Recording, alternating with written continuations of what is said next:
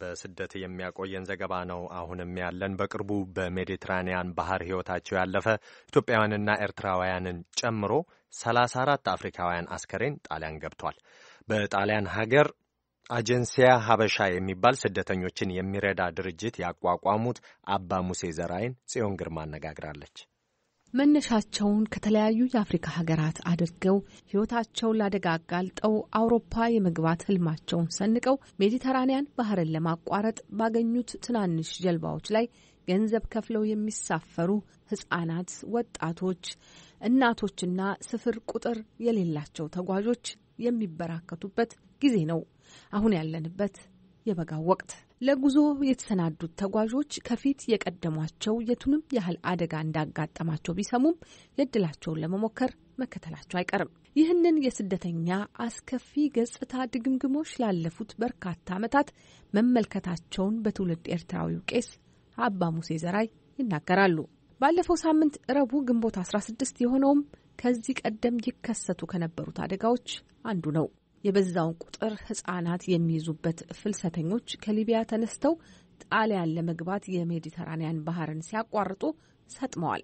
በፕላስቲክ ጀልባዎች ተሳፍረው በመጓዝ ላይ የነበሩት አብዛኞቹ ስደተኞች ከምዕራብ አፍሪካ የተሳፈሩ ቢሆንም ኢትዮጵያውያንና ኤርትራውያን ከ1850 በላይ በተጠቀሰው ቁጥር ውስጥ የተካተቱ ናቸው። ከነዚህ ውስጥ 200 የሚሆኑት የህይወት አድን መንሳፈፊያ ጃኬት አላጠለቁም ነበር።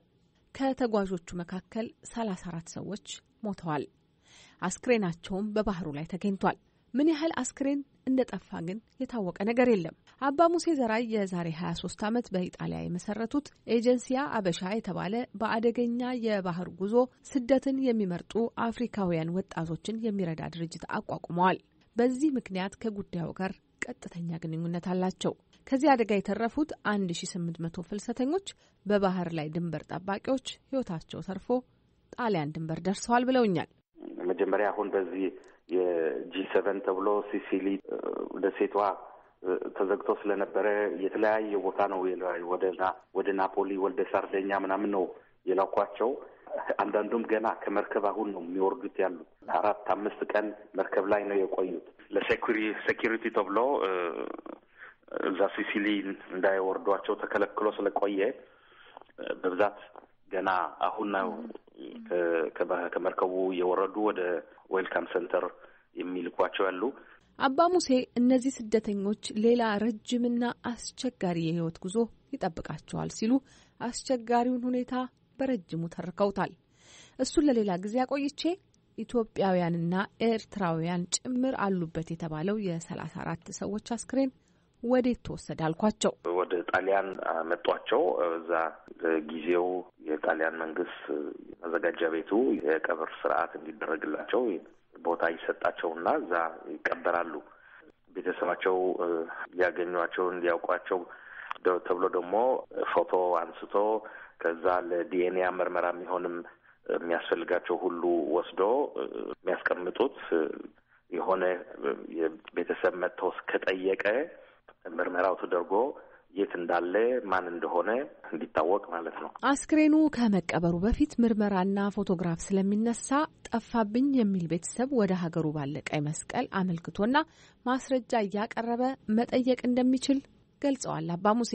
የአውሮፓ ህብረት ከጊዜያዊ የሊቢያ መንግስት አስተዳደር ጋር በመነጋገር በሩን ለመዝጋት ስምምነት ላይ ደርሶ ጥረት እያደረገ ነው። ግን ምን ዋጋ አለው ይላሉ አባ ሙሴ። ዋናው ችግሩ ካልተፈታ በር ብቻ መዝጋት በቂ አይደለም። ለጊዜው ገደብ ሊሆን ይችላል፣ ሊያቆመው ይችላል 1 ወር ለ2 ወር። ከዛ በኋላ ግን በሌላ መግቢያ ይፈጥሩባቸዋል። ስለዚህ ህዝቡ ይሄ ሁሉ ሸሽቶ የሚመጣ ያለ ከአፍሪካ ከተለያየ ቦታ በሀገሩ ያለ ችግር፣ በሀገሩ ያለ ድህነት፣ በሀገሩ ያለ መብት የሚያገኝበት ሁኔታዎች ካልተፈጠረ ዝም ብለህ ድንበር ብቻ መዝጋት መፍትሄ ሊሆን አይችልም።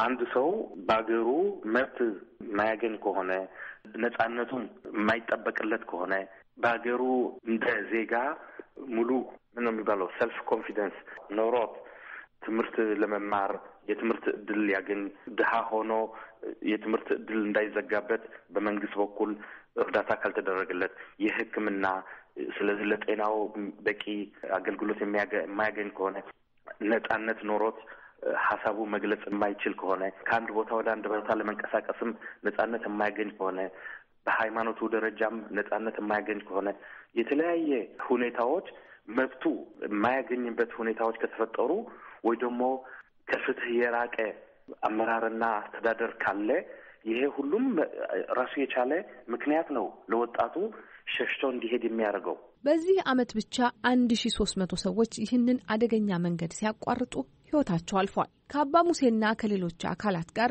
በዚህ ጉዳይ ላይ በስፋት ተወያይተናል። እናንተም የፌስቡክ ተከታታዮቻችንና የሬዲዮ አድማጮቻችን አስተያየት ሰጥታችሁናል። ሁሉንም አካተን እንመለሳለን። ለአሜሪካ ድምጽ ጽዮን ግርማ፣ ዋሽንግተን ዲሲ። niletube.net